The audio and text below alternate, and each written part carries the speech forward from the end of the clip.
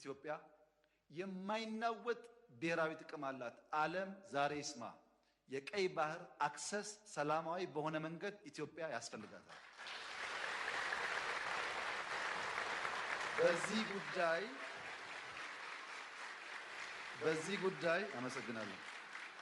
በዚህ ጉዳይ ሻይ የምናደርግ የምንደብቅ ይመስለው ካለ ተሳስቷል።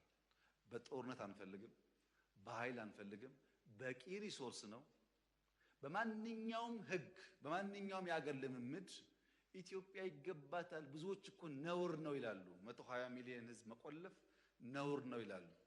አንዳንድ የተገዙ ኢትዮጵያውያን ባይገባቸውም ወይኛ ወይ ልጆቻችን ያሳኩታል። ጥርጣሬ የለውም። ይሄ እውነት ስለሆነና ራሽ ሎጂካል ነገር ስለሆነ ይሄን አስታኮ ግን ነገ ውጊያ ይነሳል ብሎ የሚያስቡ ሰዎች አንዋጋም። ከማንም ጋር መዋጋት ፍላጎት የለም። ሁለተኛ ጉዳይ ኢትዮጵያን ሊወሩ ይችላሉ ሀገራት የሚል ስጋት ያለባቸው ሰዎች አልፎ አልፎ ስለሚነሱ ኢትዮጵያን ማንም ሰው ዛሬ በኃይል መውረር አይችልም። ማንም ለመመከት የሚያስችል በቂ አቅም አለን።